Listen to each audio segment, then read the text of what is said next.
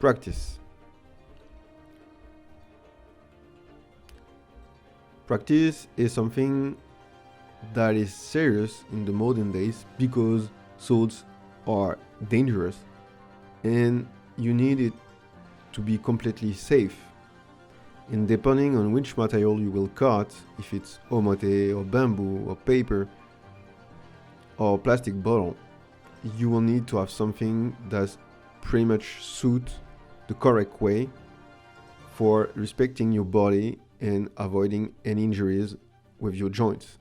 If the weight distribution is not correct or the sword's measurement doesn't fit to your body, you can hurt yourself. So here we can see that an excellent forge in the 80s, if I'm correct, of a great swordsmith can be able to try another type of test as kabuto wari.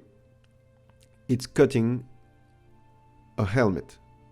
That means that the helmet is made with steel and the blade will have to cut the helmet so to be stronger and more resilient without breaking the blade.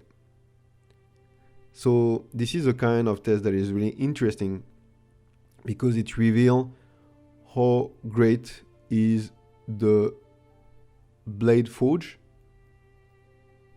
and for that it's revealing the quality of the swordsmith and the forge, and of course the steel. We can see that if you cut hard material and the blade is not cracking or making some chip, that means that the blade is really tough and really resilient. As we have said before, historically, all the katana that had been analyzed by scientists revealed that they were all between 0.6 to 0.8 percentage of carbon in the steel. That means that almost no swords from Kamakura era to Edo period had 1% of carbon in the steel.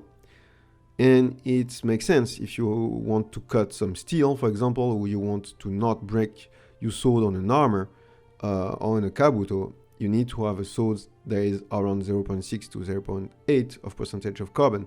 That means that the sword will be resilient, but really hard on the edge, as we have seen with the almond, with the martensite.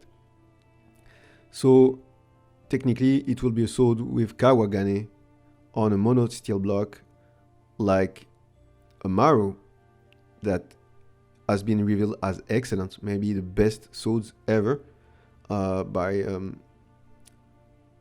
scientific approach, and that laminate swords were just more fragile because of many tastes that have been made with a mass of metal that is just drop on the edge, and it has revealed that lamination structure were just weaker than monosteel structure.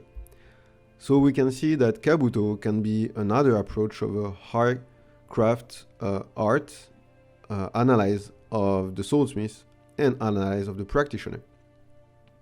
And it is one of the most difficult, higher value tests for a sword and for a swordsmith.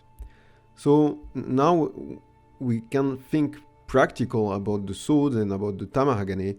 We see that the best could be a sword of 0.6 to 0.8% of carbon steel that is able to cut with a really hard edge and really hardened edge with the hammer, something that is strong but that won't break and won't chip on the edge, so it will be resilient for a battle, a field of battle, or for tamashigiri practice at high level on bamboo, for example. So if you cut bamboo, really hard and thick bamboo, it will make sense.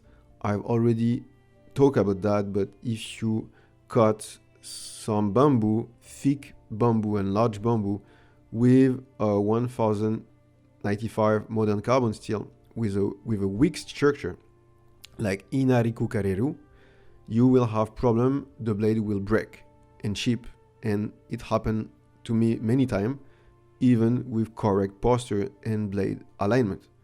So you can see that the posture and edge alignment is really important. This is the skill of the swordman. Then you need to have a correct structure. That means that the structure is not too weak and fragile.